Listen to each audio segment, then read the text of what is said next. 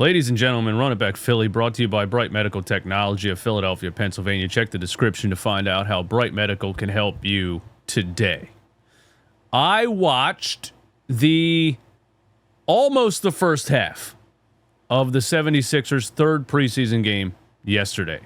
And the reason I watched only almost the first half is because I knew the second half was going to be Kennedy Chandler and Hunter Salas hoops. And let me explain to you who wants to watch that.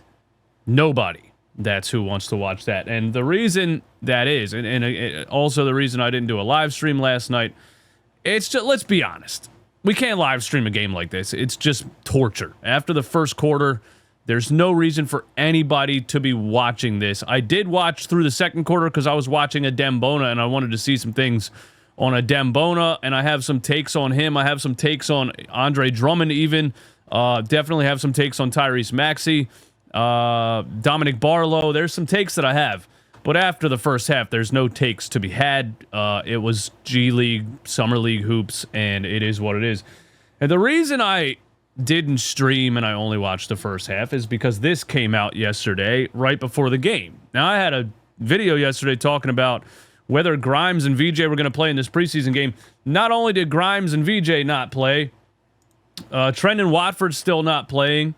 Obviously, Joel Embiid and Paul George aren't playing. Now, we saw the videos of Paul George yesterday practicing, doing some one-on-ones. He looks 100% healthy. And I know what you guys are going to say. Why do you want them to rush back from injury? This is what I did last year.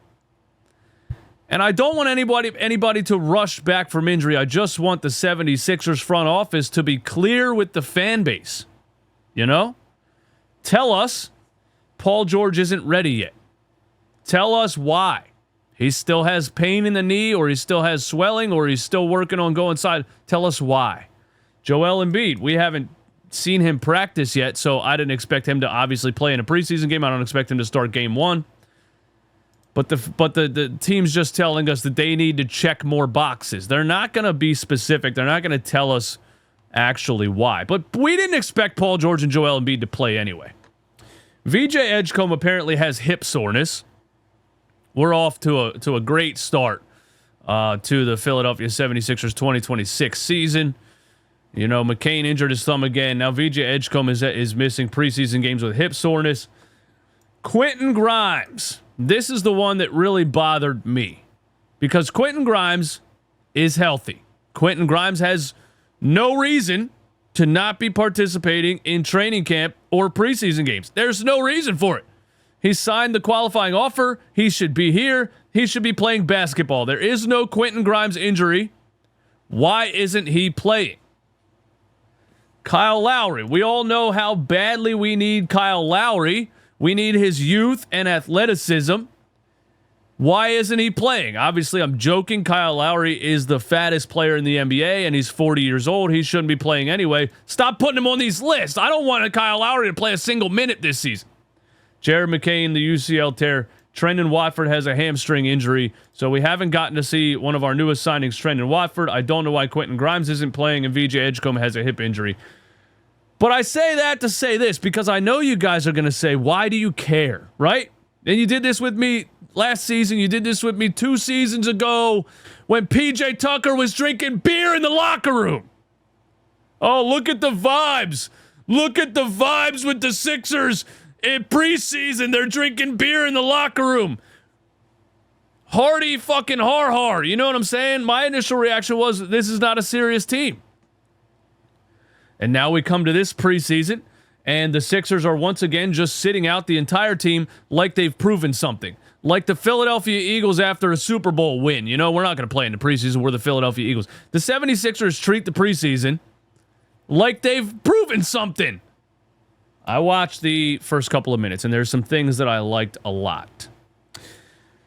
The first thing I want to say is, every time I watch the 76ers on my TV, I don't know how you guys do this. This is I think the main reason I live stream 76ers games is to hear myself versus that god-awful broadcast. I mean, it is nails on a chalkboard. It is watching paint dry. I don't know how you guys listen to these guys call this game kudos to you. It is so bad. I can't take it. The fake jokes, the fake laughing, the fake excitement, I can't take it. I just wanted to say that. Tyrese Maxey had 17 points in 12 minutes last night in the first quarter. And I thought Tyrese Maxey looked amazing. And I think that Tyrese Maxey's change of pace this season is going to set him apart from what he did last season. You know, I think Tyrese Maxey last season fell into kind of what he did in his first couple years in the league, which was full speed, one move, all the way to the basket, not much variety, not much pacing. I'm seeing a lot of pacing from Tyrese Maxey so far. I'm seeing a lot of change of speed. I'm seeing him feel out the defense. I'm seeing him, be patient, make a move based on what the defense gives him versus just trying to sprint to the rim. And I really, really like that from Tyrese Maxey, and I hope he continues to do that. He's hitting people with hezzies. There was one which was a left-handed hesitation dribble that just caught the defender sleeping, and he got all the way to the rim on a layup. He had a nasty up and under finish from the left side to the right side. He had another hezzy with the right hand that turned into a two-dribble finger roll down the middle of the lane.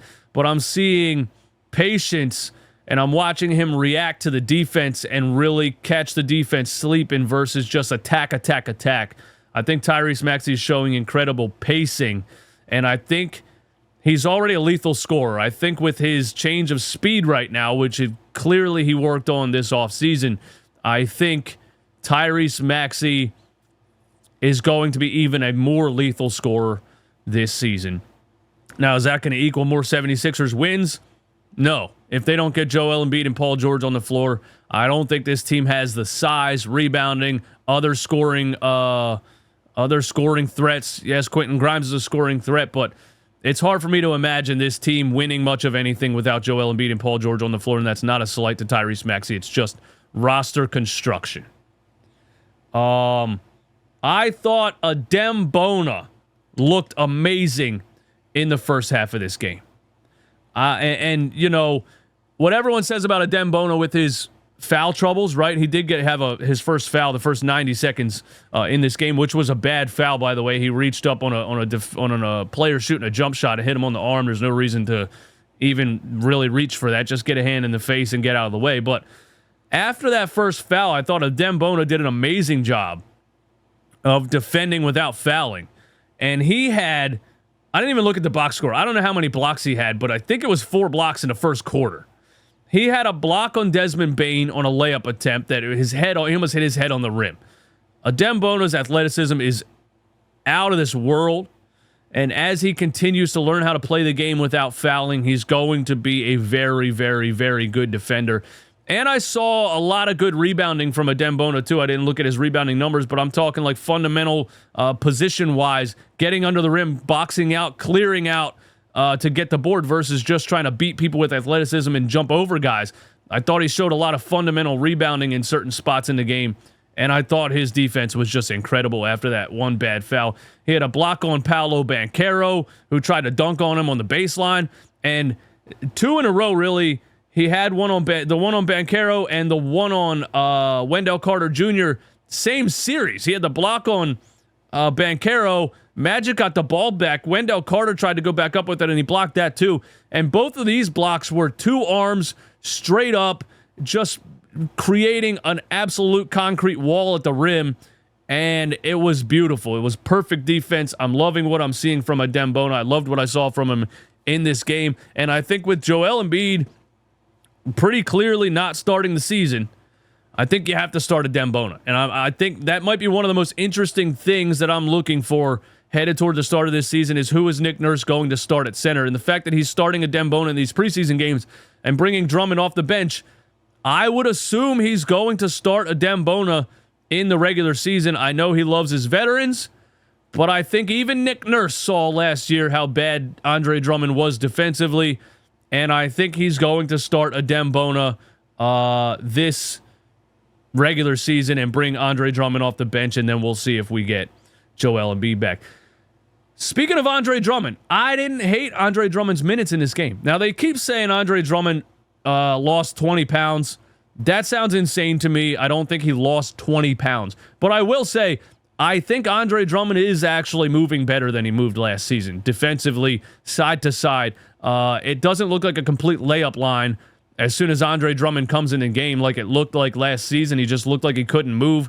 He told me specifically on Twitter after I kind of called him washed, which I felt bad for because I didn't know he would respond. He responded and said, I was hurt. Watch how I come back this season. So far, Andre Drummond does look like he's moving a lot better than he did last season. Maybe he was injured. Maybe it is the toe yoga that he's talking about. But I do like what I saw from Andre Drummond in this game versus what I saw last season. And he hit a 3 in the corner. Now, when Andre Drummond shoots a 3, everybody holds their breath. Not because it matters, but because it's disgusting. He is one of the worst. Bro, Andre Drummond looks like a NFL right tackle trying to shoot a basketball when he shoots it. So it's bad to watch, okay? But he has the confidence. He's clearly been working on it. And there's a play in this game, which, by the way, I saw a lot more motion and action in this game than I saw in the first preseason game. So kudos to Nick Nurse for actually running some offense. There's a play in this game where Tyrese Maxey comes around a screen, hits Justin Edwards rolling down the rim. I said, oh my God. I think I said, oh God, out loud because I expected Justin Edwards to turn it over because he's been so bad in the preseason so far. But he didn't turn it over. He made a beautiful skip pass to Andre Drummond in the corner, who splashed a 3. Now, do I think that's sustainable? No, but I just wanted to say, shout out to Andre Drummond for hitting that corner 3, having the confidence to pull that trigger, and it didn't look terrible. And that's another threat when Andre Drummond's on the floor, if he has actually become a threat to shoot a 3, that is another weapon when Andre Drummond is on the floor, spacing and him camping in the corner when other guys are running down the lane. So shout out to Andre Drummond for working on his 3-point shot this offseason also, and for, just looking better physically than he looked last season. The other thing I want to say is Dominic Barlow. Now, Nick Nurse had a comment in a press conference that was Dominic Barlow looks like he could crack the rotation this season, right? I'm here to tell you, Dominic Barlow, outside of a healthy Paul George, looks like the Sixers' best wing on the entire roster right now because he's a better shooter than Kelly Oubre. He has a higher basketball IQ than Kelly Oubre. I'm not saying Dominic Barlow is better than Kelly Oubre, but it's not as far off as you might think it is. Because Kelly Oubre has elite athleticism and a high motor, but let's call it what it is. He's a bad basketball player. Dominic Barlow has a high basketball IQ. He gets good positioning. I saw him crash the boards 3 or 4 times in the first quarter of this game, and we all know the 76ers have struggled with rebounding for 1,005 years in a row.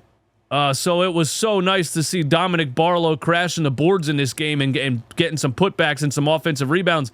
But again, with high IQ plays, good positioning, not just outbeating guys with athleticism, getting his body in the right position and boxing out and beating a guy to a spot to get the offensive board. I love that from Dominic Barlow.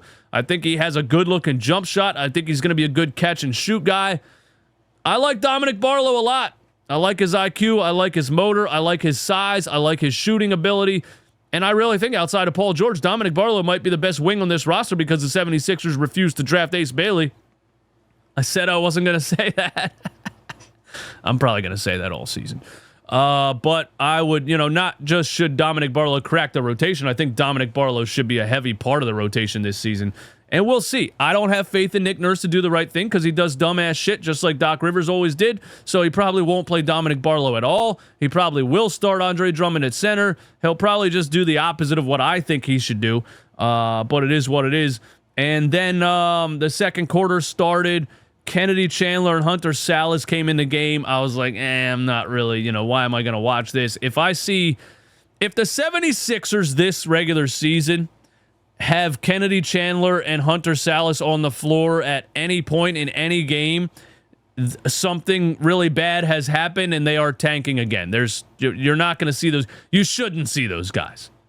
Not just because they shouldn't be on the floor, but because Nick Nurse also hates to play young guys anyway. So as soon as they come in the game, I'm like, there's nothing I can really assess from this. But I did watch the whole second quarter to give you some of my opinions on Adem Bona, because I like a lot of things I'm seeing from Adem Bona. And that was pretty much it. The 76ers have another preseason game. When do they have it? Let's check it out. When's their next preseason game? It's not tonight. Hornets Mavericks. I might watch that one if Ace Bailey's going to play. Yes, I am becoming an Ace Bailey stan. I'm sorry about it. It is what it is. He's going to be an absolute superstar, and the Sixers are stupid for not drafting him. The 76ers' last preseason game, it's looking like I think it's the 17th. It is the 17th against the Timberwolves at 7 p.m. I don't know if we're going to live stream that one, but I look, that October 17th preseason game being the last preseason game of the preseason and being just 5 days before the opening game of the season, I would expect the 76ers to be playing VJ Edgecombe, Tyrese Maxey, and Quentin Grimes in this game. Maybe Paul George. Again, I think Paul George looked healthy. Maybe Paul George. But definitely those three guys. I'm still not expecting Joel Embiid to play probably until January 27th. Anyway, that's all I got. Thank you so much for hanging out. I love you guys. I'll talk to you soon.